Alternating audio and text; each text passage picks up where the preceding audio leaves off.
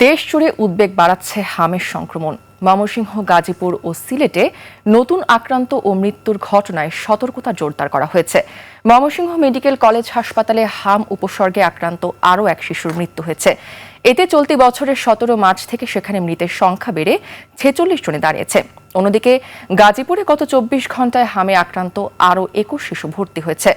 বর্তমানে শহীদ Tajuddin Ahmed medical college হাসপাতাল ও উপজেলার স্বাস্থ্য কেন্দ্রগুলোতে 57 শিশু চিকিৎসাধীন রয়েছে। একই সময় সুস্থ হয়ে 25 শিশু হাসপাতাল ছেড়েছে। আক্রান্তদের চিকিৎসায় হাসপাতালটিতে আলাদা ওয়ার্ড চালু করা হয়েছে।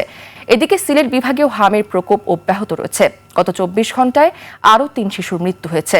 সব মিলে বিভাগটিতে হাম ও এর উপসর্গে মৃতের সংখ্যা বেড়ে 55 জনে পৌঁছেছে। স্বাস্থ্য বিভাগ আক্রান্ত শিশুদের দ্রুত চিকিৎসা গ্রহণ এবং টিকাদান কার্যক্রমে গুরুত্ব দেওয়ার আহ্বান জানিয়েছে। হাম পরিস্থিতি নিয়ে সর্বশেষ খবর জানাচ্ছেন সিলেট প্রতিনিধি ওয়েস খুসরু।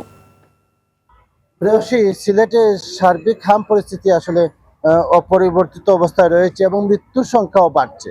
অপরিবর্তিত অবস্থা বলছি এ কারণে যে সিলেটে এখন পর্যন্ত যে রোগী ভর্তির যে হার রয়েছে সেটি গত 1 থেকে 1.5 মাস ধরে অব্যাহত রয়েছে এবং এখনো সেই হার রয়েছে। তবে টিকাদান কর্মসূচি কিছুটা সফল হওয়ার কারণে রোগীর চাপ কিছুটা কমেছে এবং চিকিৎসকরা জানিয়েছেন যে এই দ্বারা অব্যাহত থাকলে আগামী কিছুদিনের মধ্যে পরিস্থিতি স্বাভাবিক হয়ে আসবে। তবে আপনি যেটি বলছিলেন যে সিলেটে হামের যে মৃত্যুর সংখ্যা, সেই মৃত্যুর সংখ্যা ইতিমধ্যে প্রায় 63 জনে গিয়ে পৌঁছেছে এবং এর মধ্যে 4 জন নিশ্চিত হাম আক্রান্ত হয়ে মারা গেছেন, অন্যরা উপসর্গ হয়ে মারা গেছেন।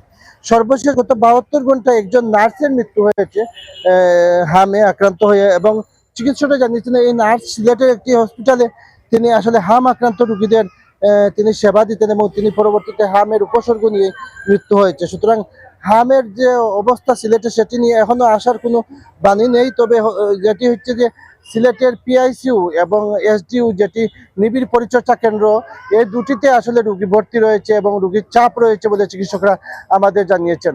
তবে তারা একটি কথা বলেছেন, যেহেতু গত প্রায় 1 মাস 10 দিন ধরে টিকাদান কর্মসূচি শুরু হয়েছিল আগেই, সুতরাং আরো হয়তো 1 মাস গেলে হাম পরিস্থিতি স্বাভাবিক হয়ে আসবে বলে তারা আমাদেরকে জানিয়েছেন। প্রেয়সী, এই ছিল সিলেটের হামের সর্বশেষ খবর। ওয়েস খুসরু, আপনাকে ধন্যবাদ।